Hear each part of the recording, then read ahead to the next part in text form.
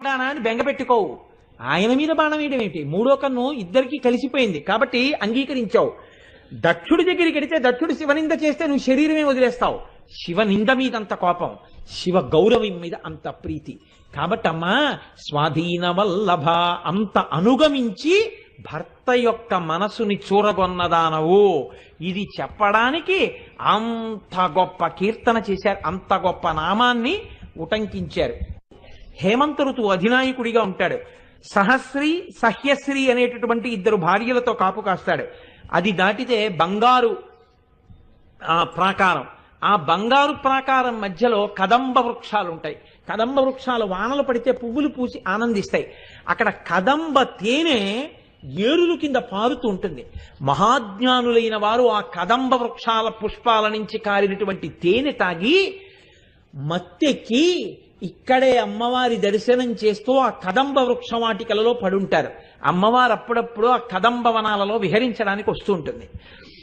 అక్కడ శిశిర ఋతువు అధినాయకుడిగా ఉంటాడు. తపశ్రీ తపస్య శ్రీ అనబడేటటువంటి ఇద్దరు భార్యలతో కాపు కాస్తాడు. అది దాటితే పద్మరాగమణులు. పద్మరాగమణుల ప్రాకారం అది దాటి లోపలికి వెడితే ఇళ్ళు, వీధులు, రాజవీధులు, గృహాలు, కార్యాలయాలు, అన్ని మనుషులు తొడుక్కున్నటువంటి పెట్టుకున్న ఆభరణాలు, కట్టుకున్న కవచాలు, పెట్టుకున్నటువంటి కుండలాలు అన్ని పద్మరాగమణులే. మంటలున్నాయా అన్నట్టుగా ఎర్రటి కాంతులతో నిండిపోయి ఉంటుంది. అటువంటి పద్మరాగమణుల యొక్క ప్రాకారం దగ్గర ఇంద్రుడు కాపు కాస్తూ ఉంటాడు. అన్ని పద్మరాగమణులతో ఉంటాయి. దాని చుట్టూ ఇంద్రుడు, అగ్ని, యమ, రాక్షస, వరుణ, వాయు, కుబేర, రుద్రులు అన్ని దిక్కుల యందు భవనాలు నిర్మించుకుని అమ్మవారి ఆజ్ఞ కోసం ఎదురు చూస్తూ ఉంటారు. అన్ని బ్రహ్మాండముల యొక్క ఇంద్రులు, అన్ని బ్రహ్మాండముల యొక్క రుద్రులు, అన్ని బ్రహ్మాండముల అగ్ని సమిష్టి అంశాలు దాని చుట్టూ ఉంటాయి. ఆజ్ఞ కోసం ఎదురు చూస్తుంటారు తల్లిని. ఇక్కడ అనేక మంది శక్తులు, ఖడ్గమాలా స్తోత్రంలో చెప్పబడేటటువంటి శక్తులన్నీ కూడా చేతిలో ఖడ్గాలు పట్టుకుని అగ్నిహోత్రం కాల్చకుండా ఆపుతాం, వాయువు వీచకుండా ఆపుతామని నాలుకలు బయట పెట్టుకుని అమ్మవారి యొక్క గణాలు కొన్ని కోట్లు తిరుగుతుంటాయి. వాళ్ళందరూ కూడా అమ్మవారు ఆదేశిస్తే యుద్ధానికి వెళ్ళడానికి సిద్ధంగా ఉంటారు. అది దాటితే గోమేధికమణులతో కూడినటువంటి ప్రాకారం. అక్కడ చాలా శక్తివంతులైనటువంటి అమ్మవారి శక్తులు కొన్ని కోటాను కోట్లుంటాయి. అవి పిశాచవదనములతో తిరుగుతుంటాయి. చేతిలో సుదర్శన చక్రాలు పట్టుకు తిరుగుతుంటాయి. అది దాటితే వజ్రాల ప్రాకారం. ఆ వజ్రాల ప్రాకారం బావులు, భూములు, వీధులు, ఇళ్ళు, వజ్రాలు అన్ని వజ్రములతో నిండిపోయి ఉంటాయి. వాటి నిండా దేవీ శక్తులే. అది దాటితే వైఢూర్య ప్రాకారం. అన్ని వైఢూర్యాలతో ఉంటాయి. అక్కడ అమ్మవారి శక్తులే. అది దాటితే ఇంద్రనీలమణి ప్రాకారం. ఇంద్రనీలమణి ప్రాకారం దాటితే అమ్మవారి యొక్క 16 శక్తులు ఉంటారు. అత్యద్భుతమైనటువంటి 16 శక్తులు అక్కడ ఉంటాయి. ఈ 16 శక్తులు దాటితే ముత్యాల ప్రాకారం. అక్కడ అన్ని తెలుపు కాంతితో ఉంటాయి. అమ్మవారి యొక్క ప్రధాన మంత్రి మండలి 8 మంత్రినులు అక్కడ ఉంటారు. రాజశ్యామల అని ప్రధాన మంత్రిని అమ్మవారికి కుడి చేతి పక్కన కూర్చుని ఉంటుంది. అమ్మవారు ఇలా చూస్తూ ఉంటుంది. ఆ రాజశ్యామలాని ప్రతిరోజు చూస్తే పిల్లలు ఇంట్లో ప్రతిరోజు ఆ రాజశ్యామల వంక చూస్తే బుద్ధి వైభవం కలుగుతుంది పిల్లలకి. ఆ శ్యామలాదేవి ఆధిపత్యంలో 8 మంత్రులు ఉంటారు. ఇది దాటితే మరకత ప్రాకారం. అక్కడ 6 శక్తులు ఉంటారు. అందులో గాయత్రీదేవితో సహా కలిసి అమ్మవారిని ఆజ్ఞల కోసం ఎదురు చూస్తూ ఉపాసన చేసిన వారికి శక్తినిస్తారు. అది దాటితే పగడాల ప్రాకారం. అక్కడ పంచభూతములకు నాయికలైనటువంటి శక్తులు ఆ ప్రాకారం దగ్గర ఉంటారు. ఇంకా లోపలికి వెడితే నవరత్న ప్రాకారం. అక్కడే దశమహావిద్యలని చెప్తుంటారే అమ్మవారివి, ఆ దశమహావిద్యలు అక్కడే ఉంటారు అమ్మవారి శక్తుల రూపాల్లో. అది దాటితే చింతామణి గృహం. కాంతితో మిరిసిపోతుంటుంది ఆ చింతామణి గృహంలో. ఆ చింతామణి గృహంలో 4 మంటపాలు ఉంటాయి. ఒక మంటపం శృంగార మంటపం, ఒక మంటపం ముక్తి మంటపం, ఒక మంటపం జ్ఞాన మంటపం, ఒక మంటపం ఏకాంత మంటపం. అమ్మవారు శృంగార మంటపంలో 16 సంవత్సరాల వయస్సే ఎప్పుడు ఉండేటటువంటి మహాకామేశ్వరుడితో కూర్చుని ఆనందం అనుభవిస్తూ ఉంటుంది. ముక్తి మంటపంలో ఆవిడ మోక్షం ఎవరికి ఇవ్వాలో నిర్ణయం చేసి మోక్షం ఇచ్చి తనలోకి కలుపుకుని అక్కడికి తెచ్చుకుంటుంది వాళ్ళని. మూడు జ్ఞానమంటపం. అక్కడ ఆవిడ జ్ఞాన బోధ చేస్తుంది. ఎవరికి అమ్మవారి అనుగ్రహం కలుగుతోందో వారు ఆ మంటపంలోంచే జ్ఞానబోధని పొందుతారు, అమ్మవారి అనుగ్రహాన్ని పొందుతారు. నాలుగోది ఏకాంత మంటపం. ఆవిడ వారాహి, ఆవిడ chief commander of armed forces. ఆవిడకి వారాహిని రాజశ్యామల అని పిలిచి కూర్చుంటుంది సింహాసనం మీద. కుడి పక్కన రాజశ్యామల, ఎడమ పక్కన వారాహి కూర్చుంటారు. ఎక్కడ ఎవరికి శిక్ష వెయ్యాలో ఎలా వెళ్లాలో ఆవిడ నిర్దేశకత్వం చేసి అక్కడ చెప్పి పెడుతుంది ఆదేశం. వారాహి రాజశ్యామల దాన్ని అమలు చేస్తారు. అక్కడ సభ తీరుస్తుంది ఆవిడ. ఏకాంత మంటపంలో ఆవిడ రహస్య చర్చ చేస్తుంది వాళ్ళిద్దరితోటి. ఈ చింతామణి గృహం లోపల కంటా వెళ్ళేటటువంటి అవకాశం ఎవ్వరికీ ఉండదు. మహాజ్ఞానులైనటువంటి వారు, గొప్ప భక్తులైనటువంటి వారు, అమ్మవారి అనుగ్రహం పొందిన వారు వెడతారు. ఆ వెళ్ళిన వారికి అక్కడ ఒక పెద్ద మంచం ఒకటి కనపడుతుంది. ఆ మంచానికి 4 కోళ్ళు ఉంటాయి.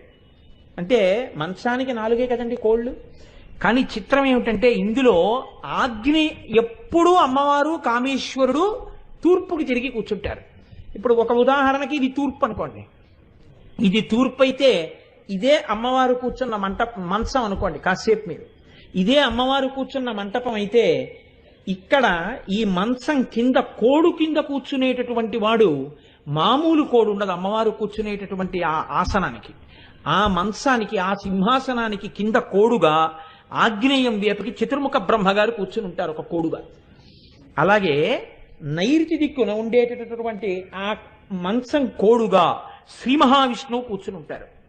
అలాగే ఇటు పక్క వాయవ్యంలో ఉండేటటువంటి కోడుగా సాక్షాత్తుగా రుద్రుడు కూర్చుని ఉంటాడు. ఇటు పక్కన ఈశాన్యంలో ఉండేటటువంటి కోడుగా సాక్షాత్తుగా ఈశ్వరుడు లేదా మహేశ్వరుడు కూర్చుని ఉంటాడు.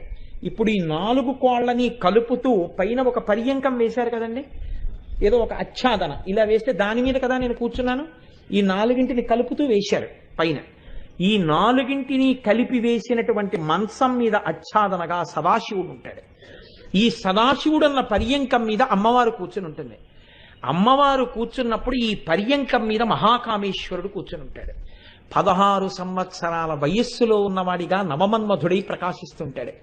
ఆయన ఎడమ తొడ మీద అమ్మవారు కూర్చుని ఉంటుంది, కూర్చుని దర్శనమిస్తుంది. దీనికి రహస్యమేమి అని అడిగారు. మీరే ఇదంతా మీరు జాగ్రత్తగా అది అలా అర్థం చేసుకోవడం మీకు వస్తే. ఇప్పుడు నేను చింతామణి గృహానికి సంబంధించి మణిద్వీప వ్యాఖ్యానానికి ఆంతర్వ్యాఖ్యానం చెప్పడం అంటే అంత తేలిక కాదు. పై విషయం మీకు చెప్పాను, కానీ ఒక్కటి మీకు కొద్దిగా సూచన చేస్తాను. అమ్మవారి గురించినటువంటి తలపులు నిరంతరమైపోతే అప్పుడు వాడు అమృత సముద్రపు ఒడ్డుకు వెళ్ళినట్టు, రత్నాల కాంతులు కొట్టినట్టు. ఎప్పుడూ ఆలోచనలే ఉంటే అమృతపు సముద్రపు ఒడ్డుకి చేరిపోయాడని గుర్తు. మీరు ఎప్పుడు ఎక్కడ కూర్చున్నా ఆ చింతనలే, అంటే మనస్సుకి అవే ఆలోచించడం, చింతించడం అలవాటైపోతే మీరు చింతామణి గృహం దాకా చేరిపోయినట్టు. ఇలా మీరు ఉపాసన చెయ్యగలిగితే అమ్మవారి మంచం కోళ్ళకు అర్థం ఏమిటో తెలుసా అండి? సాధారణంగా సృష్టి, స్థితి, లయ అని 3 చెప్తాం మనం. సృష్టి అంటే ఇంతకు ముందు లేనిదాన్ని తీసుకురావడం. బ్రహ్మగారు కూర్చుని చేస్తాడు. ఈ బ్రహ్మగారు చెయ్యడానికి శక్తి ఎక్కడిది? ఈవిడలోంచి వస్తోంది. ఇదే శ్రీ విద్యా సంప్రదాయం అంటారు. ఇప్పుడు వీళ్ళందరికీ శక్తినిచ్చేటటువంటి పరాశక్తిగా అమ్మవారు ఉంటుంది. ఆవిడ శ్రీ మహారాజ్ఞి. ఆవిడ అనుగ్రహిస్తే ఆయన సృష్టి చేస్తాడు, ఆవిడ అనుగ్రహిస్తే ఆయన నిలబెడతాడు. ఆవిడ ఇలా అంటే ఆయన లయం చేసేస్తాడు. ఆవిడ అనుగ్రహిస్తే ఆయన ఒక తమాషా అయినటువంటి ఆట ఆడుతుంటాడు. ఏమిటో తెలుసా అండి? ఈయన ఆడేటటువంటి ఆట పేరు ఈ 3 మీకు తెలుసు: సృష్టి, స్థితి, లయ. సృష్టి అంటే పుట్టించడం, స్థితి అంటే ఉంచడం, లయం అంటే కలిపేయడం. ఈయన చేసేదాన్ని తిరోధానము అంటారు. తిరోధానము అంటే ఏమిటో తెలుసా అండి?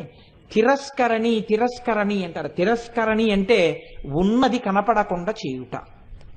బాగా గుర్తుపెట్టుకోండి. తిరోధానము అంటే ఉన్నది కనపడకుండా చేస్తే తిరోధానం అంటారు.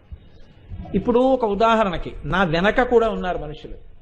ఈ వెనక చెట్లు ఉన్నాయి, వేప చెట్టు, ఆ రావి చెట్టు, దాని మొదలుంది, దాని చుట్టూ అరుగు ఉంది. ఆ అరుగు మీద కూర్చుని కొంతమంది ఉన్నారు. అలాగే ఆ అరుగుకి ముందు కుర్చీల్లో కొంతమంది కూర్చుని ఉన్నారు. కానీ నాకు ఇక్కడ వరకే కనపడుతోంది, ఈ వెనకవి నాకు కనపడవు. ఎందుకు కనపడవు? ఇది అడ్డుంది. ఇలా అడ్డుండి వెనకది కనపడకుండా చేయడాన్ని తిరస్కరణి విద్య అంటారు. అంటే ఉన్నది కనపడకుండా చేయడం. ఉన్నది కనపడకుండా చేయడమే మాయ. ఉన్నది ఈశ్వరుడే. ఈశ్వరుడు కనపడకుండా నామరూపాలు కనపడేటట్టు చేయడమే మాయ. ఈ మాయ చేస్తున్నంతసేపు మీకు భగవంతుడు కనపడ్డాడు.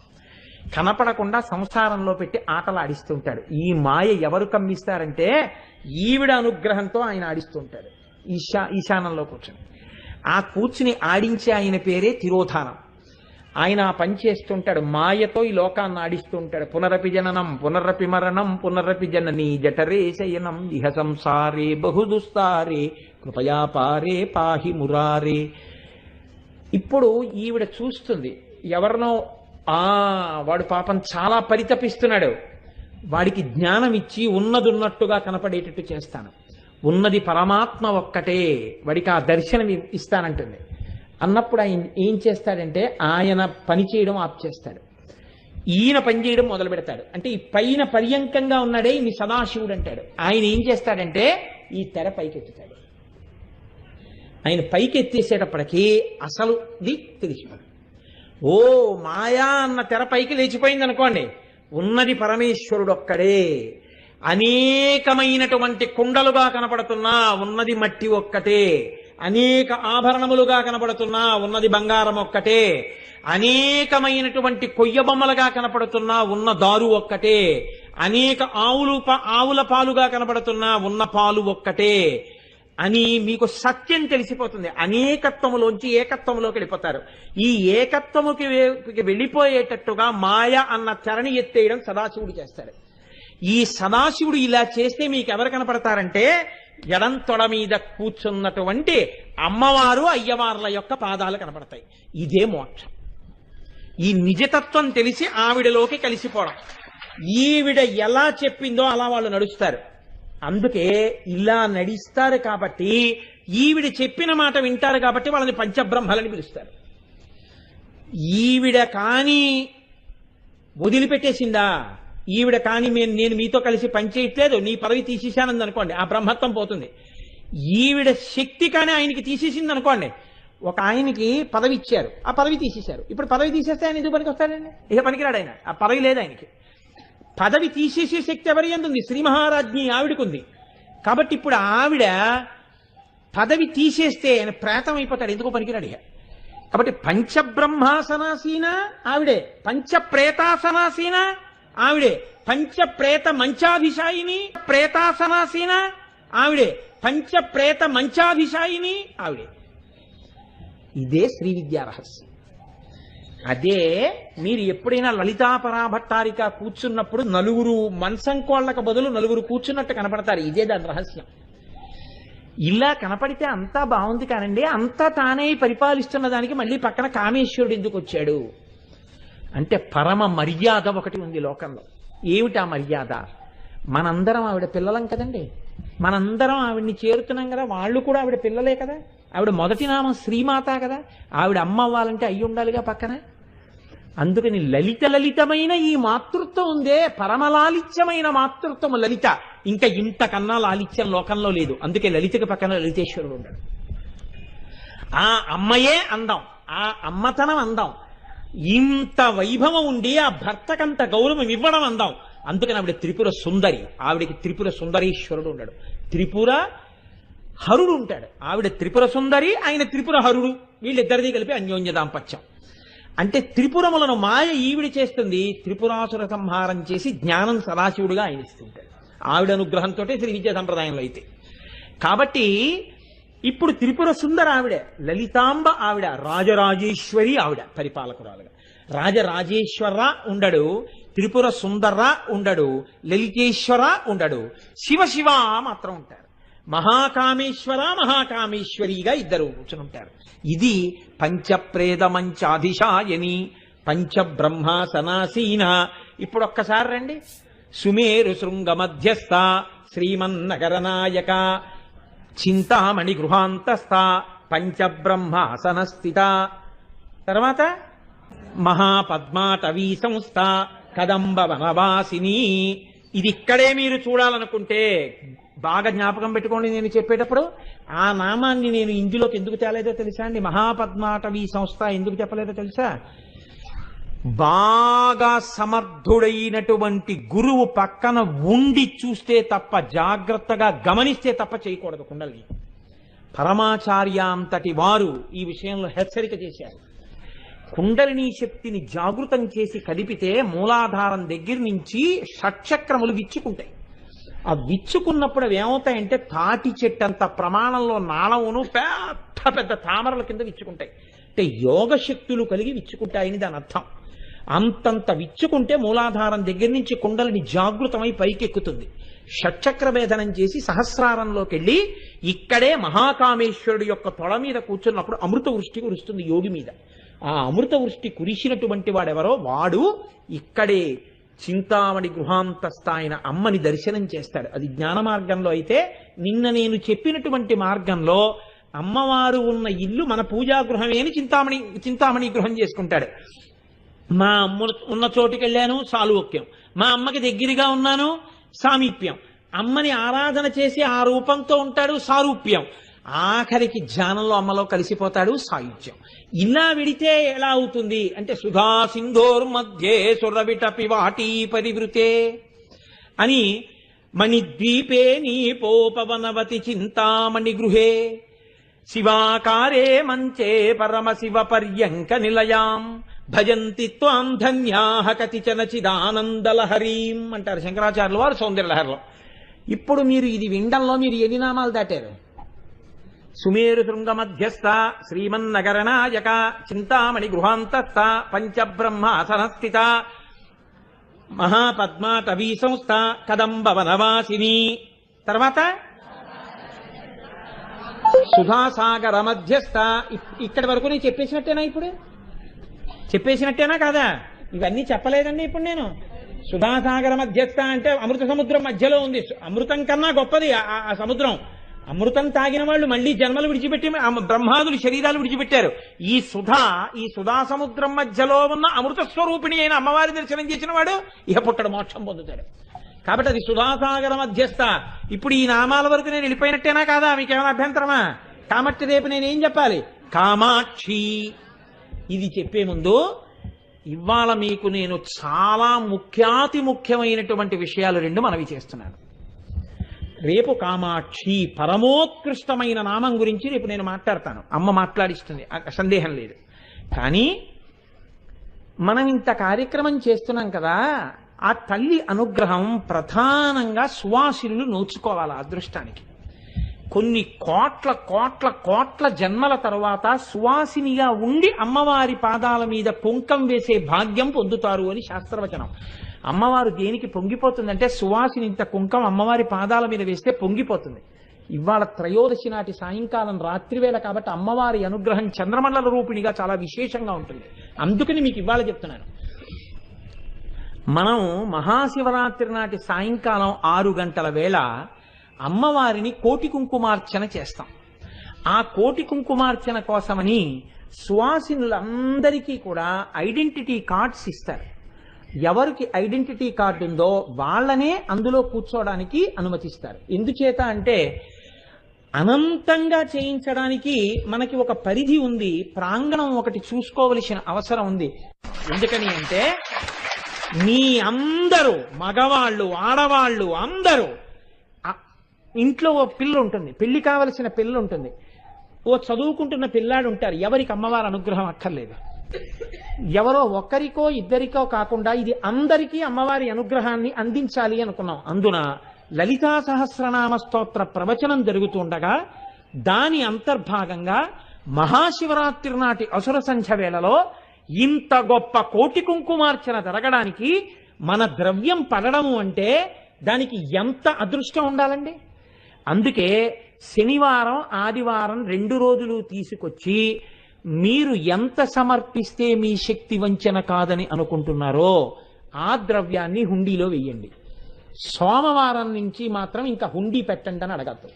ఆ హుండీలు ఉండవు, ఆ హుండీ ఉండదు. హుండీల్లో మిగిలిన వాటిలో వేసినా అది కుంకుమార్చనకి వాడతారు. ఆ 2 రోజులు మాత్రమే కుంకుమార్చనకి వాడతారు. దీంట్లో మళ్ళీ కొంతమంది మగవాళ్ళకి అయ్యో ఏమండి మరి మేమేం చేయలేకపోతున్నామేమో అంటారేమోనని వాళ్ళని అయ్యప్ప స్వామి గుడి ప్రాంగణం పైన కూర్చోపెట్టి వాళ్ళందరూ కూడా శ్రీమాత్రే నమః అనడానికి ఉత్తరీయం వేసుకుని పంచె కట్టుకుని వచ్చి కూర్చుంటాం, విభూతి పెట్టుకుని బొట్టు పెట్టుకుని అన్న వాళ్ళని కొంతమందిని సెలెక్ట్ చేసి వాళ్ళకి వేరే గుడిలో కూర్చోడానికి అవకాశం ఇస్తున్నాం పైన. అదే సమయంలో పక్కన గోవులకి పూజ జరుగుతుంది ఏకకాలంలో. అదే సమయంలో మీకు కనపడలేదన్న బాధ లేకుండా ప్రొజెక్టర్స్ తోటి స్క్రీన్స్ పెడతారు, పెట్టి లైవ్ టెలికాస్ట్ చేస్తారు. అమ్మవారిని ఇక్కడ ఉయ్యాల రూపుతారు. ఆ రోజున అమ్మవారికి ఒక కీర్తన పాడతారు, అమ్మవారికి నాట్య ప్రదర్శన ఉంటుంది. అమ్మవారు ఇన్నిటిని స్వీకరిస్తుంది మహాశివరాత్రి నాడు. మహాశివరాత్రి నాటి సాయంకాలం ఇంత గొప్ప కార్యక్రమం ఏకకాలంలో జరుగుతోందని తెలుసుకుని ఇది చూడ్డం కోసమని అనేక ఊళ్ళ నుంచి కూడా బయలుదేరి వచ్చేస్తున్నారు. అంటే కాకినాడలో ఉన్న మనం ఎంత ధన్యాత్ములమో అర్థం చేసుకోండి. ఇది కోటేశ్వరరావు గారు చేశారు, గోపాలకృష్ణ గారు చేశారు అనుకోకండి. ఆ పరాశక్తి, ఆ జగదంబ అనుగ్రహించి మిమ్మల్ని అనుగ్రహించి చేయించాలనుకుంటోంది. కాబట్టి శనివారం ఆదివారం మాత్రమే హుండీ ఉంటుంది. కాబట్టి శనివారం ఆదివారం మాత్రమే హుండీ ఉంటుంది. నేనైతే ఏం చెప్తానంటే, నేను చేసేదే మీకు చెప్తున్నాను. నా కూతుర్ని కూడా రమ్మనమని నా కూతురు చేత్తో కూడా నేను కొంత ద్రవ్యం వేయిస్తాను, నా భార్యతో వేయిస్తాను, నేను వేస్తాను. నేను చెయ్యండి మిమ్మల్ని చెయ్యమని నేను ఎప్పుడూ చెప్పను. ఎందుకని అంటే ఇంత కుంకం అమ్మవారి పాదాల మీద పడితే, ఆ క్రతువులో మన ద్రవ్యం పడితే మనందరికీ అమ్మవారి అనుగ్రహం కలుగుతుంది. డబ్బుల కోసం ఈ మాట చెప్తున్నానని అనుకోకండి. డబ్బుల కోసం చెప్పేటట్టుంటే డబ్బుల కోసం వెర్రెక్కడం, డబ్బుల కోసం టికెట్లు అమ్మడం నా జీవితంలో లేదు. నేనే డబ్బులు పుచ్చుకోవాలనుకుంటే ఈ పాటికి కొన్ని లక్షలు సంపాదించి ఉండేవాడిని. నా జీవితంలో ఎప్పుడు 5 పైసలు నేను దీని మీద సంపాదించలేదు.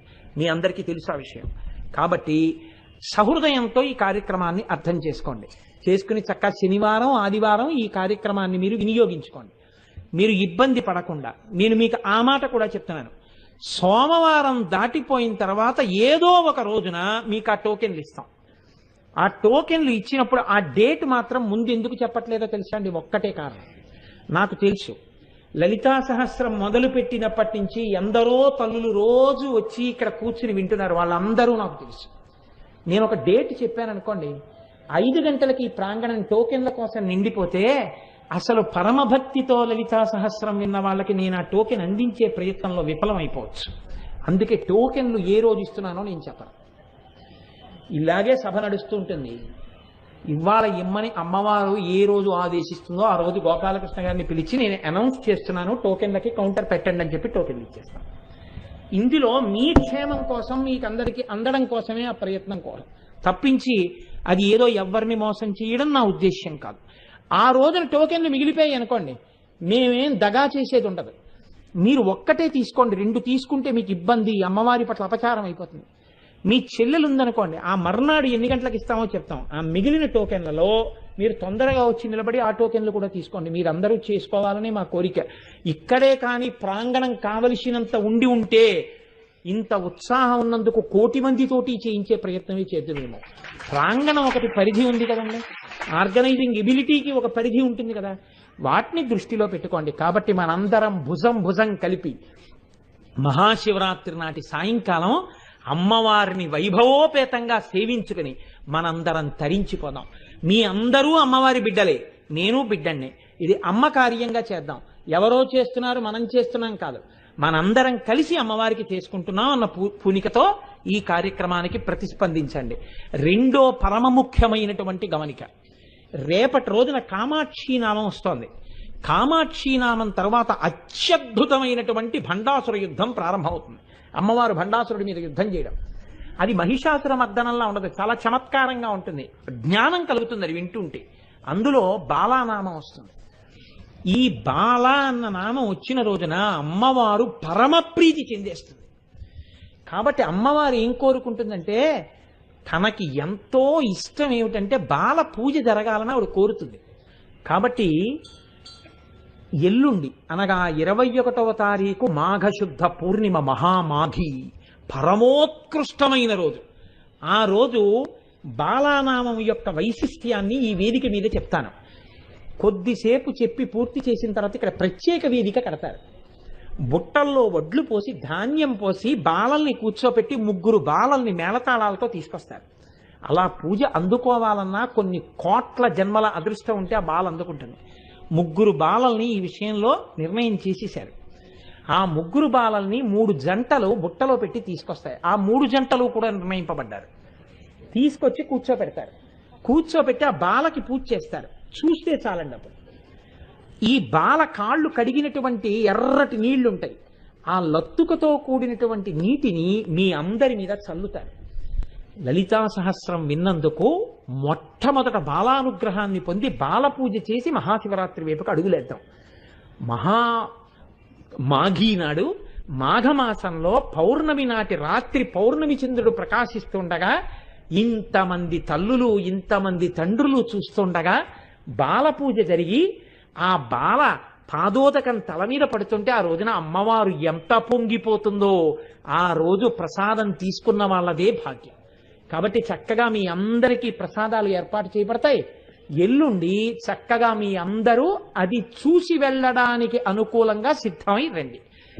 దయచేసి ముందు కూర్చునేటటువంటి వాళ్ళు ఎవరైనా సరే, నాకు బాగా తెలుసు ఒక విషయం, వయోవృద్ధులు ఉంటారు, పెద్దవాళ్ళు ఉంటారు, శరీర అవసరాలు ఉంటాయి. ఒక అరగంట ఎక్కువ కూర్చోవాలంటే లేచి వెళ్ళవలసిన వాళ్ళు ఉంటారు.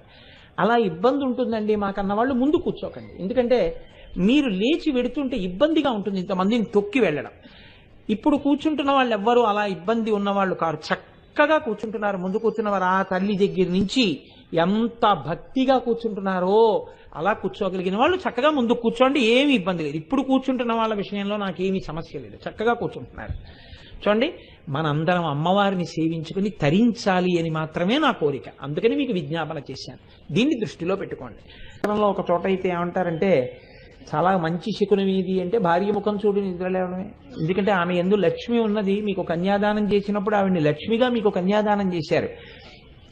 తన భార్య ముఖం చూసి నిద్రలేస్తే లక్ష్మీదేవి ముఖం చూసి నిద్రలేవడంతో సమానం. సరికదా, ఇంట్లో ఎదురుగుండా చక్కగా ఒక పార్వతీ పరమేశ్వరుల యొక్క మూర్తి ఉండి, లేదా లక్ష్మీనారాయణులు అయి ఉండొచ్చు, నేనేమి దానికి ఒక్క పార్వతీ పరమేశ్వరుల మూర్తి ఉండాలి అని మాత్రమే నేను ప్రతిపాదన చేయట్లేదు. అది పార్వతీ పరమేశ్వరులు కావచ్చు, లక్ష్మీనారాయణులు కావచ్చు, వేదం అంగీకరించినటువంటి స్వరూపమై ఉండాలి తప్ప అవైదికమైనటువంటి స్వరూపములు మాత్రం అయి ఉండకూడదు. అంటే ఇవాళ గమ్మత్తు ఏమైపోయిందంటే, వేదంలో లేని గాయత్రులు అవైదికమైన మూర్తులకి కూడా కలిపేస్తున్నారు. కలిపేసి కొత్త కొత్త గాయత్రులు కనిపెట్టి చెప్పేస్తున్నారు. నేను చెప్తున్నది అటువంటి వాటి గురించి ప్రస్తావన నేను చేయట్లేదు. నేను చెప్తున్నది కేవలం వైదిక మూర్తుల గురించి మాత్రమే మాట్లాడుతున్నాను. చంద్రశేఖర పరమాచార్య వంటి మహాపురుషులందరూ ఏ మార్గాన్ని అనుసరించి మాట్లాడారో నేను కూడా వారి పాదముల యొక్క ముద్రలలో కళ్ళకద్దుకుని మాట్లాడుతున్నాను తప్ప నేను ఎట్టి పరిస్థితుల్లోనూ అవైదికమైన మాటల గురించి కానీ, అవైదికమైనటువంటి ప్రసంగాల గురించి కానీ, అవైదికమైన ధోరణల గురించి కానీ నేను సమర్థించలేను, నేను మాట్లాడలేను. एक ही तो दवाई दिया गया था, आप लिखे 3 दिन का थे, लेकिन मिला तो ही दिन का। सीएमओ ऑफिस वाले हमें ప్రసంగాల గురించి కానీ, అవైదికమైన ధోరణల గురించి కానీ నేను సమర్థించలేను, నేను మాట్లాడలేను. అది నా వల్ల కాదు, ఈ జన్మకది కుదరదు. ఎందుకంటే నా సప్తధాతువుల్లో జీర్ణం అయిపోయింది అలా. కాబట్టి నేను చెప్తున్నది వైదిక మూర్తి, ఒక పార్వతీ పరమేశ్వరుడు, ఒక లక్ష్మీనారాయణులు, ఒక గాయత్రి మాత, ఇటువంటి మూర్తుల వంక మీరు చూసి నిద్ర లేవడం, ఆ మూర్తుల యొక్క దర్శనం చెయ్యడం మీకు మంగళప్రదం అయి ఉంటుంది. ఎందుచేత అంటే అసలు ఆ దర్శనమే శోభనప్రదం. శోభనప్రదం అంటే ఒకటేనండి, మీరు జ్ఞాపకం పెట్టుకోండి, కాలరూపంలో ప్రారబ్ధము పాపపుణ్యములుగా వస్తూ ఉంటుంది. మీకు తెలియదు వచ్చేస్తుందని. పాపము దుఃఖ పెట్టడానికి వచ్చేస్తుంటుంది, ఫలితం ఇవ్వడానికి. ఇవాళంతా సంతోషం అనుకుంటాడు, కానీ దుఃఖం వస్తోంది, తెలియదు వస్తోందని. ఇప్పుడు దీన్ని ఎవరు ఆపుతారని అడిగారు. కేవలము లేవగానే మీరు మొదట చూసింది శోభస్కరమైనటువంటి దర్శనం అయితే మీరు గుండెలు బాదుకుని ఏడవలసినటువంటి అవసరం లేకుండా దాన్ని తగ్గించేస్తారు. అది అందుకే ఇంద్రియముల యొక్క వ్యాపారము కంటితో మొదలవుతుంది. కంటి వ్యాపారము దేనితో మొదలవ్వాలి అంటే పరమ భద్రమైన మూర్తి దర్శనంతో ప్రారంభం కావాలి. మనస్సుకి మీరు అలవాటు చేస్తే మనస్సు దానికి అలవాటు పడుతుంది, కన్ను విప్పదు. నేను మీకు నిన్నటి రోజున చెప్పాను, ముందు నేను అన్నదాన్ని అనుసంధానం చేస్తుంది మనసు నిద్ర లేస్తున్నప్పుడు. నేను అన్న భావన రాగానే మీరు దానికి అలవాటు చేసేసారనుకోండి, 5 అలారం ఎలా కొడుతుందో నేను రాగానే అది అంటుంది, తెరవకు, కళ్ళు తెరిచే ముందు తల ఇటు తిప్పు. నువ్వు పడుకుంటున్నప్పుడు ఎప్పుడూ కూడా ఉత్తర దిక్కును చూస్తూ పడుకుంటావు. ఒక ఉదాహరణకి చెప్తున్నాను. ఉత్తర దిక్కుకు చూస్తూ పడుకుంటావు. ఉత్తర దిక్కుకు చూస్తూ పడుకుంటావు కాబట్టి నీ తల కొద్దిగా ఇలా కుడిపక్కకి తిప్పితే ఉత్తరానికి తూర్పుకి మధ్యలోకి వచ్చినటువంటి ఈశాన్య దిక్కున పార్వతీ పరమేశ్వరుల యొక్క మూర్తి ఉన్నది. నీ తల ఇలా కొద్దిగా తిప్పి కళ్ళు విప్పు, నీ దృష్టి మొదట దాని మీద పడుతుంది అని చెప్తుంది. చెప్తే మీకు తెలియకుండానే మీరేం చేస్తారంటే మీ కళ్ళు విప్పకుండా అలా తిప్పి కళ్ళు విప్పుతారు. మొట్టమొదట కళ్ళు విప్పగానే మసక దర్శనం మొట్టమొదట దేని మీద మీ చూపులు పడతాయంటే ఆ పార్వతీ పరమేశ్వరుల మీద పడతాయి, లేదా లక్ష్మీనారాయణుల మీద పడతాయి. అలా పడడం వల్ల ఏమవుతుంది అంటే అది మీకు శుభప్రదమై శోభనప్రదమై మిమ్మల్ని రక్షించగలిగినటువంటి దర్శనం అవుతుంది. ఆ రోజు జరిగేటటువంటి కార్యక్రమాలు మిమ్మల్ని పరమ ప్రమాదకరమైనటువంటి ధోరణుల వైపుకి తీసుకెళ్ళనివై ఉంటాయి. కేవలము దర్శనము చేత అటువంటి స్వరూపాలు అంత భద్రమైనవై ఉంటాయి. కాబట్టి ఆమె శుభప్రదురాలు కాదు. అసలు రహస్యం ఏమిటో మీకు ఇప్పుడు చెప్తున్నాను. ఇవి రెండూ మంచిదే, కాదు అంటే నేను ఏదో పక్కన పెట్టేశానని మీరు అనుకోకండి, అది యథార్థమే. కానీ మీరు బాగా తత్వరీత్యా గమనించవలసిన రహస్యం ఒకటి ఉంటుంది. శివ అంటే ఎవరండి? పరమశివుడు. పరమశివుడు అని నేను అన్నప్పుడు మీకు వెంటనే మగాయన గుర్తొస్తారా, ఆడావిడ గుర్తొస్తుందా? అది నేను ఏం పెద్ద ప్రశ్న ఏం వేయట్లేదండి. మీరు మామూలుగా చెప్పచ్చు జవాబు. వీడు దీనివల్ల ఏమైనా పీకట్టుకుంటాడేమో అని మీరేం భయపడిపోక్కర్లేదు. నేను శివ అన్నప్పుడు మీకు ఎవరు జ్ఞాపకం వస్తారమ్మా? పురుషుడా స్త్రీయా అమ్మా? అది శివుడే. పురుషుడా స్త్రీయా? పురుషుడే కదా. ఆ తల్లి ధైర్యంగా చెప్పారు. పురుషుడు జ్ఞాపకానికి వస్తాడు. శివ అన్నప్పుడు వాకి దీర్ఘం లేదు. వాకి దీర్ఘం లేకుండా శివ అన్నప్పుడు పురుషుడు జ్ఞాపకానికి వస్తాడు. ఇప్పుడు దానికి దీర్ఘం ఇచ్చారనుకోండి, పురుషుని యొక్క శరీరమునందు స్త్రీయత్వం ఉంటుంది. ఇదే శివ. శివ అవడం అంటే ఏమిటో తెలుసా అండి? పురుషుని యందు స్త్రీయత్వం వచ్చుట. అంటే నాకు తెలుసు మీరు వెంటనే ఏమంటారంటే, అలా ఎలా కుదురుతుందండి? శివుడు ఎప్పటికీ పురుషుడే కదా ఆయన అంటే శివ అన్నప్పుడు శివుడు స్త్రీ అయిపోతాడా? అది కాదు నేను చెప్తున్నది. శివుని యందు అమ్మతనం మేల్కొంటుంది. శివుని యందున్న అమ్మతనానికి శివ అని పేరు. మీరు గమనించారా? ఇది నేను మీకు ఒక ఉపమానం చెప్తే మీరు పట్టుకుంటారు. ఎందుకని అంటే మీరు అనుభవిస్తున్నదే, కానీ కొద్దిగా ఒక ఉదాహరణ చూపిస్తే మీకు అర్థమవుతుంది. నా భార్య యందే నేను ఉంటాను. అందుకే భార్యకి భర్తకి మధ్యలోకి వెళ్ళవద్దు, గురువుకి శిష్యుడికి మధ్యలోకి వెళ్ళవద్దు, నందికి శివుడికి మధ్యలోకి వెళ్ళవద్దు అంటూ ఉంటారు. ఇప్పుడు నా భార్య దగ్గరికి వెళ్ళి నన్ను మీరు నింద చేసి మాట్లాడారనుకోండి, వెంటనే నేను ఎంత కోప్పడతానో నన్ను నింద చేస్తే ఒకవేళ అంతకన్నా కూడా ఎక్కువ కోప్పడుతుంది మా ఆవిడ. అవునా కాదా? అంటే ఇప్పుడు మా ఆవిడ యందు ఎవరి విషయంలో కోపం వచ్చింది? దాన్ని నిందించడం వల్ల కోపం రాలేదు. దాని ఎందున్న నేను అంటే దాని ఎందు నేను అంత భద్రంగా భావింపబడుతున్నాను.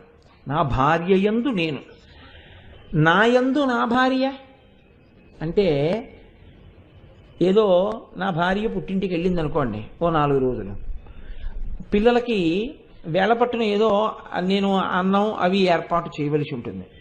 అప్పుడు ఏర్పాటు చేసేటప్పుడు అయ్యో పాపం వీళ్ళ అమ్మ లేదు, వీళ్ళ అమ్మ ఉంటే ఈ పాటికి గబగబా అన్నం పెట్టేసేది వీళ్ళకి అని చెప్పి నేను చేయి కాల్చుకుని గబగబా అన్నం వండడమో, లేదా నా యందు చాలా ప్రేమ కలిగినటువంటి ఒకరిని అభ్యర్థించి వారిని అమ్మ మీరు కొద్దిగా వంట చేసి పెట్టండి అమ్మా అంటే తల్లికి అవసరం లేకపోయినా ఆ తల్లి నా యందున్న ప్రేమ చేత ఒక అల్లుడికి అత్తగారిలాగో ఓ కొడుక్కి తల్లిలాగో వచ్చి వంట చేసి పెట్టారనుకోండి, అప్పుడు నేను నా బిడ్డల విషయంలో అమ్మతనంతో ఉన్నాను.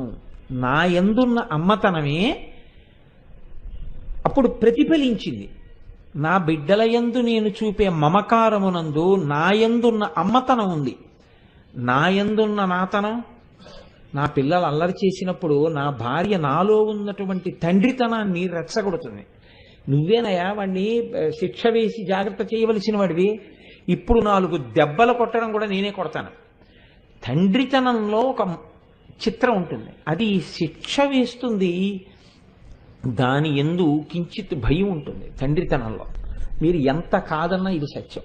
అందుకే పిల్లలు అమ్మ దగ్గర చేరినట్టుగా తండ్రి దగ్గర చేరడం కొంచెం కష్టంగా ఉంటుంది. అమ్మ దగ్గరికి వెళ్ళి ఎన్నో మాట్లాడేస్తుంటారు, ఎన్నో చెప్పేస్తుంటారు. అమ్మ దెబ్బలాడినా కూడా 5 నిమిషాల్లో మర్చిపోయి అమ్మ అమ్మ అని వెళ్ళిపోతారు. కానీ నాన్నగారి దగ్గర బాగా అదును చూసి కానీ అడగరు. ఆయన ఎప్పుడు దెబ్బలాడిన వాడే కానివ్వండి, ఆయన పరమ ప్రేమమూర్తే కానివ్వండి, సాధారణంగా మర్యాద ఎలా ఉంటుందంటే అమ్మ కొంచెం నాన్నగారికి చెప్పవా అమ్మ అంటారు. అంతేకాని నాన్నగారి దగ్గరికి వెళ్ళి నాన్నగారండి మీరు అమ్మకు కొంచెం చెప్పరా అండి అని అడగరు. మీరు చూడండి, అంటే మీరు కనిపెట్టవలసింది ఏంటంటే అమ్మ మాటలో పోషణ ఉంది. అమ్మతనంలో తొందరగా మీకు సాన్నిహిత్యం ఉండే అవకాశం ఉంది. అమ్మలో మీరు చెప్పుకోగలిగినటువంటి స్వాతంత్రం ఉంది. అమ్మతనంలో మీ యందు ప్రేమ ఉన్నది. ఇవే శివుని యందు అమ్మవారిగా ఉంటుంది. శివుని యందు అంతర్భాగమే. కాబట్టి ఇప్పుడు మీరు అమ్మా అని పిలిస్తే ఏది పలుకుతుందో అది శివా అన్నప్పుడు శివుడిలోంచి పలుకుతుంది. మీరు పట్టుకోగలిగారా? అది శివుడిలోనే ఉంది. శివుడిలోనే ఉంది ఆ అమ్మతనం. శివునిలోనే ఉన్న అమ్మతనం మేల్కొని శివుడు మీకు సహకరించడం శివ అవడం. ఇది అసలు శివ అన్న తత్వానికి అర్థం. ఇలా ఉంటుందని ఎలా తెలుస్తుందండి అని మీరు నన్ను అడగచ్చు. దీనికి వేదం ఒక చాలా గమ్మత్తైనటువంటి మాట చెప్పింది. నేను అప్పుడప్పుడు ఈ విషయాన్ని ప్రస్తావన చేస్తుంటాను కదా. శివ విశ్వస్య భేషజీ, శివ రుద్రస్య భేషజీ అంటుంది ఎదుర్వేదం. మీరు జీవితంలో సనాతన ధర్మంలో ఉన్నటువంటి వాళ్ళు ఎర్రసిరాతో రాసి గుర్తుపెట్టుకోవలసినటువంటి విషయం ఒకటి ఉంటుంది. ఏమిటి అంటే మీకు ఒక కష్టం వచ్చిందనుకోండి, ఆ కష్టమును ఇచ్చినవాడు ఈశ్వరుడే. మర్యాదతో చెప్పవలసి వస్తే, వేదాన్ని నమ్మి మాట్లాడినవాడు మాట్లాడవలసి వస్తే అంతే మాట్లాడతాడు. మీకు కష్టం వచ్చింది, ఎవరిచ్చారు? ఈశ్వరుడే ఇచ్చాడు. అది ఎంత కష్టం కానివ్వండి. అమ్మా ఈశ్వరుడు అలా చేయడమ్మా అని చెప్పకూడదు, ఈశ్వరుడే ఇచ్చాడని చెప్పాలంతే. ఎవరిచ్చారయా ఈ కష్టం? ఈశ్వరుడు ఇచ్చాడు. సుఖం ఎవరిచ్చారు? ఈశ్వరుడే ఇచ్చాడు. అదేంటంటే కష్టం ఎందుకంటే ఇవ్వడం? సనాతన ధర్మమునందు కష్టమునిచ్చేవాడొకడు, సుఖమిచ్చేవాడొకడు ఇద్దరుండరు. మిమ్మల్ని భయపెట్టడానికి ఒకడు, భయం తీర్చేవాడు ఒకడు ఉండడం అన్నది సనాతన ధర్మంలో ఉండదు. భయకృత్, మీకు భయం కల్పించేవాడు ఆయనే. భయనాశన, మీ భయం పోగొట్టేవాడు ఆయనే. ఇది పట్టుకోవాలి. రెండూ ఆయనలోనే ఉన్నాయి.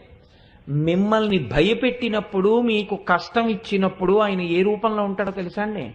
ఘోరమూర్తి అంటారు. అఘోరేభ్యో దఘోరేభ్యో ఘోర ఘోరతరేభ్యో ఘోరతరమూర్తిగా ఉంటాడు. చాలా ఘోరాతి ఘోరంగా ఉంటాడు. అప్పుడు ఆ మూర్తిని మీరు ఊహ కూడా చేయలేరు. మీకు భయం వేస్తుంది. వేదం అయితే 2 చేతులు ఎత్తి నమస్కారం చేసేసింది. నమస్తే రుద్రమంజవ ఉతోత ఇషవే నమః, నమస్తే అస్తు ధన్వనే బాహుభ్యాముతతే నమః. ఈశ్వర నీ కోపానికో నమస్కారం, ఈశ్వర నీ చేతిలో ఉన్న ధనస్సుకో నమస్కారం. మేము నీ బిడ్డలమయ్యా, ఏమిటి మా మీద కోప్పడుతున్నావు? ఏమిటి ధనస్సు పట్టుకున్నావు? అవునరా నువ్వు ఈ పాపం చేశావు, ఆ మీద కోప్పడుతున్నావు.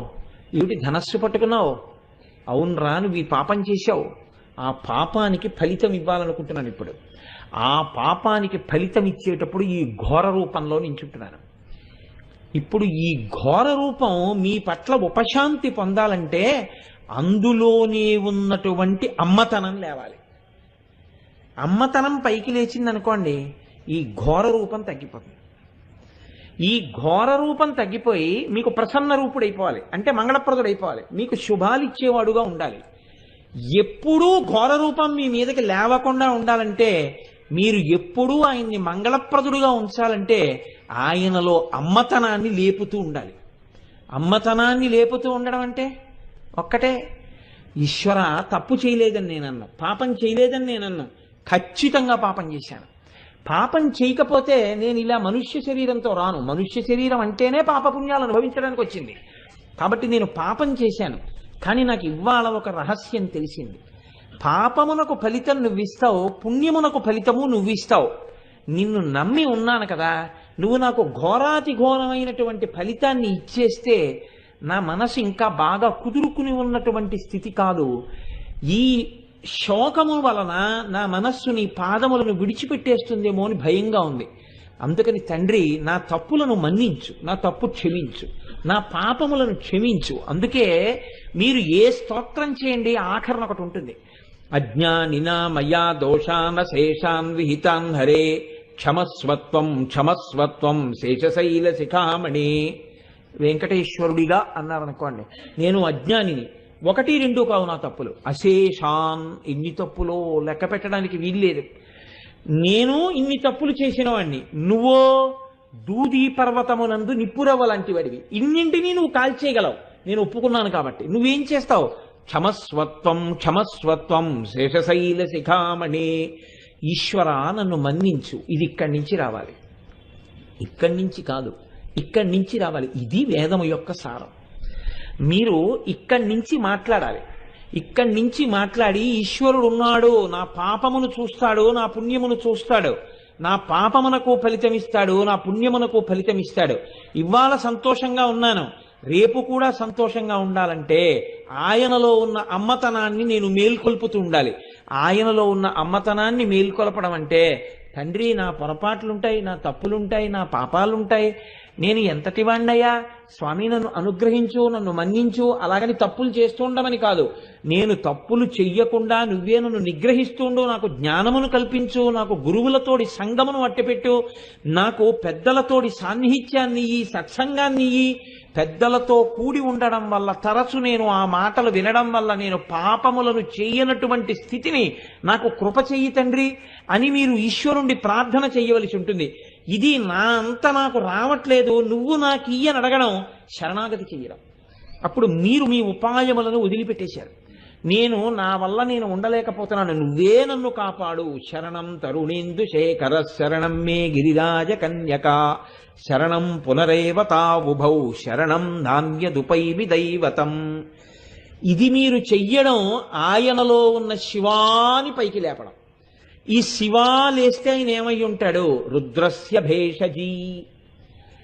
ఆయన మందు వేసుకుంటున్నాడు. ఏమిటి మందు అండి అంటే, అనారోగ్యం వచ్చింది. అనారోగ్యం వచ్చిన వాడు ఏం చేస్తాడు? అనారోగ్యంతో ఉండిపోడు. నాకు దగ్గు వచ్చింది అనుకోండి, నేను అలా దగ్గుతూనే ఉంటానేంటి? ఆ దగ్గు తగ్గిపోతుంది. ఎప్పుడు తగ్గిపోతుంది? 2 రోజులో 3 రోజులో బాధపడుతుంది. నేను ఔషధి తీసుకుంటాను. అందుకే మనకి సంస్కృతంలో మూలిక అని ఒక శబ్దం ఉంది. మూలిక స్త్రీలింగం. మూలిక ఒక వేరుగా ఉంది అనుకోండి, లేకపోతే ఒక బెరడుగా ఉంది, ఒక కొమ్మగా ఉంది, ఒక ఆకుగా ఉంది మూలిక. మీరు ఇప్పుడు ఈ మూలికని తెచ్చి దాన్ని మింగేయరు. ఒక వేరు ఉందనుకోండి, మీకు ఏదో శరీరంలో కడుపు నొప్పిగా ఉంది, ఈ వేరు మీరు ఉపయోగిస్తే మీకు తగ్గిపోతుందండి అని ఒక చెట్టు వేరు మీకు ఇచ్చారు. మీరు ఆ వేరుగా మింగరు కదా, దాన్ని మంచినీళ్లతో మింగేయరు. దాన్ని ఏదో కొద్దిగా ముక్క తీసి అరగతీస్తారు. మూలికని అరగతీసి నీటిలో కలుపుకుని పుచ్చుకుంటారు. పుచ్చుకుంటే ఇప్పుడు ఈ మూలిక ఏం చేస్తుందంటే, మీ లోపలికి వెళ్ళిన తరువాత ఓషధీతత్వమును వెలిబుచ్చుతుంది. అది లోపలికి వెళ్ళి వెతుకుతుంది. దేన్ని వెతుకుతుంది?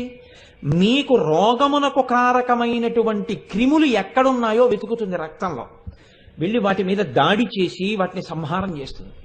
సంహారం చేస్తే మీకేమైంది? ఆరోగ్యము కలిగినది. మీరు ఆరోగ్యవంతులే. మీకు ఇప్పుడు పోయింది ఏమిటి? పోయింది కొత్తగా ఏమొచ్చింది? అనారోగ్యం వచ్చింది. ఇప్పుడు ఏం తీసేసింది? మూలిక అనారోగ్యం తీసేసింది. అంటే మీరు మళ్ళీ మీ సహజ స్థితిలో వెళ్ళిపోయారు, మీరు ఆరోగ్యవంతులుగా వచ్చేసారు. ఇలా మీకు అనారోగ్యం వచ్చినప్పుడు మీ అనారోగ్యమును తీయగలిగినటువంటి మూలిక స్త్రీలింగం అయితే, పరమశివుడికి కూడా ఒక మూలిక ఉన్నది. ఘోర రూపంతో నించున్నప్పుడు ఆయన్ని మళ్ళీ శివుడినిగా ఎవరు చేస్తారు? శివా రుద్రస్య భేషజీ. అందుకే శాస్త్రంలో పరమశివుడికి ఎంత గొప్ప నమస్కారమో వైద్యుడికి కూడా అంత గొప్ప నమస్కారం. అసలు వైద్యుడిగా పుట్టినటువంటి వాడు అవైదికమైన వాటి జోలికి వెళ్ళకూడదు. వెళ్తే వాడికన్నా హీనుడు ఇంకోట్లేదు. ఎందుకంటే వేదం ఒక్క వైద్యుడినే అంత కీర్తించింది, అంత గొప్ప కీర్తన చేసి నమస్కారం చేసింది. భేషజీ అన్న మాట కూడా భిషక్, భిషక్ అంటే వైద్యుడు. భేషజీ ఆమె వైద్యుడిగా ఉంటుంది, ఉండి ఘోరమూర్తిని అఘోరమూర్తిని చేస్తుంది. ఇలా ధనస్సు పట్టుకుని లేస్తుంటే మీరు ఈ మాట అనగానే, అయ్యా నీలో ఉన్న అమ్మతనాన్ని అడుగుతున్నాను, నన్ను కాపాడు అనగానే ఆయనలోనే ఉన్న అమ్మతనం, ఆ అమ్మతనమే అమ్మవారు. అమ్మవారు ఏం చేస్తుంది? రుద్రుణ్ణి శివుణ్ణి చేస్తుంది, ప్రసన్నుణ్ణి చేస్తుంది. అయితే ఏం చేయమంటావు? చాలా ఘోరమైన పాపం చేశావు, మరి ఏదో ఒకటి చెయ్యాలే నిన్ను. సరేలే, నిన్ను ఈసారికి వదిలిపెట్టేస్తున్నాను. ఎలా వదిలిపెట్టేస్తున్నానో తెలుసా? నీకు వాహనంలోంచి నువ్వు కింద పడిపోవాలి, నీకు నెత్తురు కారిపోవాలి, నువ్వు హాస్పిటల్కి వెళ్ళాలి, వైద్యులు కట్టాలి, నువ్వు కొన్నాళ్ల పాటికి ఆఫీస్కి వెళ్లకుండా మంచం మీద పడుకుని ఉండాలి. ఇది కదా నీ పాపానికి ఫలితం నేను ఇవ్వవలసింది. ఇస్తున్నాను. ఎలా ఇస్తున్నానో తెలుసా?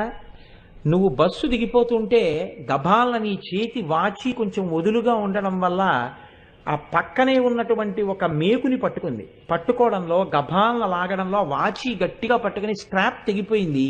తెగిపోవడంలో చెయ్యి తెగింది, రక్తం కారిపోతోంది. ఆ చుట్టుపక్కల వాళ్ళు వచ్చి కట్టారు. గబగబా హాస్పిటల్ పక్కనే ఉందండి అని తీసుకెళ్లారు. డాక్టర్ గారు చూశారు. అయ్యో చాలా రక్తం తగ్గిందండి అన్నారు. పడుకోబెట్టి ఆ రోజుకు కొంచెం నెత్తురు ఎక్కించారు. ఏం పర్వాలేదు, మీరు రేపటి నుంచి క్యాప్సూల్ చేసుకోండి, తగ్గిపోతుంది, రేపు ఆఫీస్కి వెళ్ళిపోండి అన్నారు. కట్టుకుని ఆఫీస్కి వెళ్ళిపోయారు. ఇప్పుడు మీకు వాహనంలోంచి పడిపోవడం జరిగిందా? నెత్తురు కారిందా? కట్టారా? ఆ తర్వాత మీరు హాస్పిటల్కి వెళ్ళారా? మంచం మీద పడుకున్నారా? వైద్యుడు సేవలు అందించాడా? ఓ రోజు సెలవు పెట్టారా? ఇంటికి వచ్చిన తర్వాత ఆఫీస్కి వెళ్ళిపోయారు. మీరు కానీ ఈశ్వరుణ్ణి ఆ రోజు ఉదయం ఇది అడిగి ఉండకపోతే ఆ రోజున బహుశः మీకేమవుతుందంటే ఆ బస్సుకి సంబంధించిన ఒక రేక్ ఒకటి కిందకి దిగుతున్నప్పుడు ఏదో ఒకటి కోసుకుపోయి ఏ కాలో తెగిపోయి ఓ 2 నెలల్లో 3 నెలల్లో హాస్పిటల్లో పడుండు. కోతిపుండు బ్రహ్మరాక్షస అయింది అని ఒక సామెత. ఎందుకు అవుతుందో తెలుసా అండి? ఈశ్వరానుగ్రహం లోపించిపోయిందని గుర్తు. అయితే అవైదికమైతే ఎలా చెప్తారో తెలుసా అండి? వైదికమైనటువంటి ధోరణి లేకపోతే మనసులో ఎలా చెప్తారంటే, నే తీసేస్తాను ఇవన్నీ అంటారు. ఎలా తీసేస్తావు? ఎలా తీస్తావు నువ్వు? వేదం ఏం చెప్తోంది? తీయవలసిన వాడు వేరొకడు ఉన్నాడు, వాడికి నమస్కారం చెయ్యని చెప్పాలి నువ్వు. వాడికి నమస్కారం చేయవయ్యా, వాడి అనుగ్రహం పొందవయ్యా, ప్రతిరోజు చక్కగా ఈశ్వరుడికి నమస్కారం చేసుకో. అది శాశ్వత ఉపశమనం. శాశ్వతంగా వాడు మంచి మార్గంలోకి వెళ్ళిపోవడానికి, వాడు భద్రంగా ఉండడానికి మార్గం. ఇప్పుడు నీకేమున్నాయో అవన్నీ నేను తీసేస్తానంటే వాడిని నువ్వు ఏ మార్గంలోకి తీసుకెడుతున్నావు? అదే అవైదికం. వైదికం అనగా నీకు శాశ్వతమైన, భద్రమైన, మంగళప్రదమైన పరిష్కారమును సూచించుట. కాబట్టి శివ విశ్వస్య భేషజీ. ఇప్పుడు ఆవిడ రుద్రుణ్ణి మీకు శివుణ్ణి చేస్తోంది. ఎవరు? ఆయనలోనే ఉన్న అమ్మతనం. కొత్తగా అనుకోకండి, అమ్మ అయ్యలోనే ఉంటుంది. మీకు నేను ఎప్పుడూ చెప్తున్నాను, ఈవిడిక్కడ ఉన్నారు, ఈవిడలోనే శివుడు ఉన్నాడని నేను చెప్తున్నాను. అలాగే ఇక్కడ నేను శివుణ్ణి వేస్తే ఆయనలోనే ఆవిడ ఉంటుంది. ఆయన ఆవిడ విడివిడి ఉండరు, వాళ్ళిద్దరూ ఎప్పుడూ కలిసే ఉంటారు. కాబట్టి ఆవిడ రుద్రుణ్ణి శివుణ్ణి చేస్తోంది. అది శివా. ఆవిడే విశ్వస్య భేషజీ. ఆవిడ విశ్వానికి మందు. విశ్వానికి మందు అంటే ఏమిటి?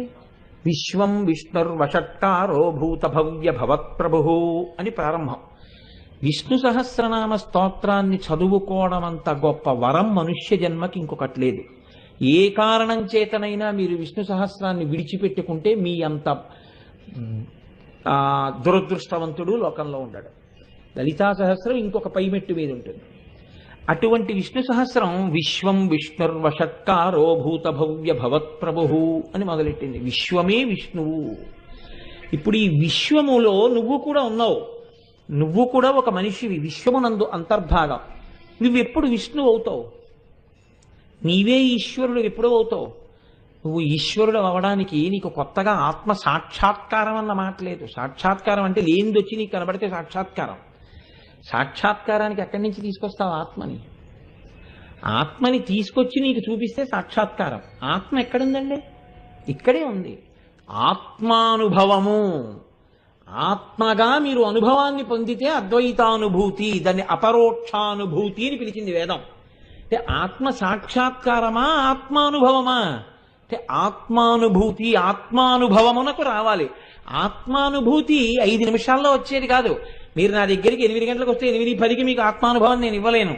మీరు గురువు దగ్గరికి వెళ్ళి వినగా చదువుకోగా పరిశీలన చేసుకోగా నయ్యితి అని మీరు విడిచిపెట్టగా ఎవరి అన్నం వాడు తిని ఆకలి తీర్చుకున్నట్టు మీరు చిట్ట చివరికి మీ ఆత్మయందు అనుభూతి మీరు పొందుతారు. అదే అందరి యందున్న ఆత్మ. ఆ ఆత్మానుభూతికి మీరు ఎదగవలసి ఉంటుంది. ఈ ఎదిగేటట్టుగా ఎవరు భగవంతుడి పాదములు పట్టుకున్నారో ఎప్పుడు ఆయన ఘోరమూర్తి అయిపోతాడనే పాదాలు పట్టుకోక్కర్లేదు. మిమ్మల్ని ఒక్కొక్క మెట్టు పైకెక్కిస్తూ మీకు ఆత్మానుభవం కలిగేటట్టుగా చేసేటట్టు పైకెక్కించగలిగినటువంటి శివుడిలోనే ఉన్న జ్ఞానానికి శివ అని పేరు. ఆవిడ ఎందుకు ఎక్కిస్తుంది? ఆవిడ ప్రేమ మాతృమూర్తి కనుక ఎక్కించి శివుడిని తెలియచేస్తుంది మీకు. అంటే ఇక్కడే మీరు కూడా శివుడై ఉంటారు. అందుకే శంకరాచార్యులు వారు ఏంటి గోవిందపాదాచార్యుల వారిని కలుసుకుంటే కస్త్వం అని అడిగారు. ఎవరు నువ్వు అని అడిగారు. అడిగితే అంతే ఆయన పెద్ద స్తోత్రం ఒకటి చెప్పారు. చెప్పి చిదానంద రూప శివోహం నేను ఇంద్రియాలు కాదు, నేను మనస్సు కాను, నేను అవయవాలు కాను, నేను సప్తధాతువులు కాను, నేనెవరు? చిదానంద రూప, నేను చిదానంద రూపుణ్ణి. శివోహం నేను శివుణ్ణి, నేనే శివుణ్ణి. ఇది ఆత్మానుభవము. శంకరుల వంటి పెద్దలు చెప్పిన మాటలు ఏమున్నాయో అవి మనకి అనుసరణీయములు. కాబట్టి ఈ స్థితి ఎక్కడి నుంచి వస్తుంది నీకు? అదే అదేంటంటే నేను శివుడు ఏమిటంటే బాబు నేను కోటేశ్వరరావు అన్నవాడిని చిదానంద రూప శివోహం అనగలగాలంటే ఆవిడ అనుగ్రహం కలిగితే, అంటే శివుడిలోనే ఉన్న అమ్మతనం అనుగ్రహిస్తే ఆ జ్ఞానం వచ్చి నువ్వు శివుడు అయిపోతావు. అప్పుడు ఆ జ్ఞానమే అమ్మ. అప్పుడు నీకు తెలుసుకున్న ఆత్మానుభవమే, నువ్వు పొందిన ఆత్మానుభవమే శివుడు. అప్పుడు నువ్వే శివుడు అంతే. ఈ స్థితికి శివా విశ్వస్య భేషజీ, ఆవిడే శివా రుద్రస్య భేషజీ స్త్రీలింగంతో చెప్తే. కాబట్టి ఇప్పుడు ఆవిడ శివా, ఇది ఆవిడ యొక్క గొప్పతనం. అందుకే మీరు చూడండి శంకర భగవత్పాదులు కాని ఒక్క మాట మాట్లాడితే ఎంత జాగ్రత్తగా ఉంటాయో తెలుసా అండి.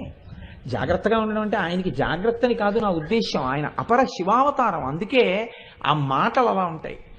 ఇప్పుడు మీరు నా బయట ఉన్నారు, నన్ను కదపాలి అనుకున్నారు అనుకోండి. ఇప్పుడు నన్ను కొద్దిగా కదుపుదాం అనుకున్నారు. మీరు నన్ను కదుపుదాం అనుకుంటే మీరు ఏం చేయాలి? మా ముత్యాల సత్యనారాయణ వచ్చి నన్ను ఒకసారి కొంచెం గురువుగారిని ఇలా జరగండి అని ఇలా తోశాడు అనుకోండి, నేను కొంచెం జరుగుతాను. నన్ను కదపడం అంటే బయట ఉండాలి. నా యందు స్పందన కలిగించడం అంటే నా శరీర సంబంధం కాదు, నా మనో సంబంధం. లోపల వచ్చింది స్పందన. స్పందన లోపలిది, కదలిక బయటది కదండి. లోపల స్పందన వచ్చింది. ఈ స్పందనయే ప్రధానము. మీరు చూడండి, అలా వెళ్ళిపోతుంటాడు ఒక ఆయన, ఏదో జేబులో 1000 రూపాయలు పెట్టుకుని బ్యాంకులో వేద్దామని వెళ్ళిపోతున్నాడు. వెళ్ళిపోతుంటే ఒక ఆవిడ స్పృహ తప్పిపోయి పడిపోయింది చెట్టు కింద. వెళ్ళి నీళ్లు చల్లారు. ఆవిడ లేచి కూర్చుని అన్నం తిని 1 వారం రోజులయ్యింది, నీరసం అని ఇలా పడిపోతాం. ఈయన బ్యాంకులో వేద్దామని పట్టుకెడుతున్న 1000 రూపాయల్లో గబగబా ఏం చేశాడంటే అలా వెళ్ళి ఒక భోజనం ప్యాకెట్ ఒకటి కొని అక్కడ కూర్చుని అమ్మ తిను అని గబగబా విస్తరి అరిటాకేసి ఆ అన్నం పెట్టి మెల్లిగా తినని పరిగెత్తుకెళ్ళి వాటర్ బాటిల్ తెచ్చి మెల్లిగా తినమ్మా, మెల్లిగా తినని ఆ పక్క ఇంటి వాళ్ళకి వెళ్ళి ఏమంటే ఇప్పుడే అన్నం తింది ఆవిడ బడలిపోయింది, 1 గంట మీ అరుగు మీద పడుకోనివ్వండి అని అడిగాడు. ఈయన ముఖం చూసి సరే పడుకోనివ్వండి అన్నారు. ఈవిడ్ని పడుకోబెట్టి అమ్మ ఎందుకైనా మంచిది 100 రూపాయలు నీ దగ్గర పెట్టుకో, అలా అన్నం లేకుండా ఎప్పుడు ఉండకు, జాగ్రత్త ఉష్మా, ఎవరో మీ వాళ్ళ దగ్గరికి వెళ్ళిపో అని 100 రూపాయలు ఇచ్చి వెళ్ళిపోయాడు. ఇప్పుడు ఆయన 750 రూపాయలు బ్యాంకులో వేశాడు. ఆ బ్యాంకులో ఉన్నటువంటి గుమాస్తా ఆయనకి పరిచితుడే. ఏమయ్యా 1000 రూపాయలు వేస్తున్నావుగా, ఇవాళ 750 వేస్తున్నావే అన్నాడు స్నేహితుడే. ఏమీ లేదురా 850 వేశాడు. 850 వేసావు అన్నాడు. ఏమీ లేదురా, వస్తుంటే ఒక ఆవిడ పేదరాలు చెట్టు కింద పడిపోయింది, నా హృదయం స్పందించిందిరా, ఖర్చు పెట్టానన్నాడు. ఇప్పుడు చెప్పండి, ఆయనలో కదిలినటువంటి కారుణ్యం బయట నుంచి ఎవరన్నా కదిపారా, లోపలే కదిలిందా? లోపలి కదలిక స్పందన, బయట నుంచి వచ్చినటువంటి కదలిక శరీరానికి. లోపల కదిలిన కదలిక స్పందన. అలాగే చాలా మంది వెళ్ళిపోతున్నారు. వాళ్ళు చూసి అని వెళ్ళిపోయారు. వాళ్ళ స్పందన అంతవరకు. ఈయన స్పందన అన్నం పెట్టడం వరకు. ఇంకొక ఆయన స్పందన ఇలాంటి వాళ్ళు ఏమైనా ఉంటారేమో అని చెప్పి శాశ్వతంగా అనాథ శరణాలయం కట్టడం వరకు. ఇప్పుడు ఈ స్పందన స్థాయిని బట్టి ఉపకారం ఉంది అంది శాస్త్రం. ఈ స్పందన ఉన్నదే ఇది శివుని యందు కల్పించేది ఇది శివాయే అన్నారు శంకరాచార్యుల వారు. అందుకే శివశక్త్యాయుక్తో యది భవతి శక్త ప్రభవితుం నచేదేవం దేవో నఖల కుశల స్పందితుమపి. ఆ మాట చూసారా? అది శంకరుల ప్రజ్ఞంటి. ఈ కదలిక లోపల తెచ్చేది ఎవరు? ఆయన్ని కారుణ్యమూర్తిని చేసేది ఎవరు? ఇలా ధనస్సు పట్టుకుంటే వెంటనే అయ్యా నా తప్పే క్షమించు అనేటప్పటికీ ఏ స్పందన ఆయన్ని మళ్ళీ మీకు ప్రసన్నమూర్తిని చేస్తోందో ఆమెయే శివా. ఏ అమ్మవారు ఏ అమ్మతనం మీకు జ్ఞానమిచ్చి ఆయనగా మారుస్తోందో అది శివా. అందుకని విశ్వస్య భేషజి శివ రుద్రస్య భేషజి ఇది శివా. కాబట్టి శివ శివ ఎక్కడున్నాయి? వేరుగా లేవు. శివుడు యందు శివ ఉంది, శివ యందు శివుడు ఉన్నాడు. పాలల్లో నీళ్లు పోసానండి, పాలల్లో నీళ్లు పోసామంటే పాలల్లో నీళ్లు కలిపానన్నాను. ఇంకొక ఆయన అన్నాడు కాదు మీరు కొంచెం నీళ్ళల్లో పాలు కూడా కలిపారన్నాడు. ఏది కరెక్ట్? రెండూ కరెక్టే. పాలల్లో నీళ్లు కలిసినప్పుడు నీళ్ళల్లో పాలు కలవలేదేంటి? రెండూ కరెక్టే. శివుడిలో అమ్మవారు ఉందన్నాను నేను. అమ్మవారులో ఎవరున్నారు? ఇప్పుడు నేను ప్రతిరోజు ఇలా చూపించి ఈ వీళ్ళలోనే అయ్యవారు ఉన్నారని నేను చెప్తే అందులో ఏముంది తప్పు? మీకు ఏమైనా తప్పు ఉందా? నేను సత్యం మాట్లాడాను. కాబట్టి ఇది పట్టుకోగలగడం. ఇప్పుడు మీకు అసలు గొప్పతనం ఎక్కడో తెలుసా అండి? అమ్మవారి దేవాలయం దగ్గరికి వెళ్ళి మీరు నిలబడి దర్శనం చేసినప్పుడు మీకేం కనపడాలంటే శివలో ఉన్న శివ కనపడుతోంది. నాకు ఏం అదృష్టం రా, శివునిలోని అమ్మతనమే నాకు దర్శనం అవుతోంది. కాబట్టి ఇలా నమస్కరించడం ఇంకా నాకు అన్ని విధాలా భద్రం.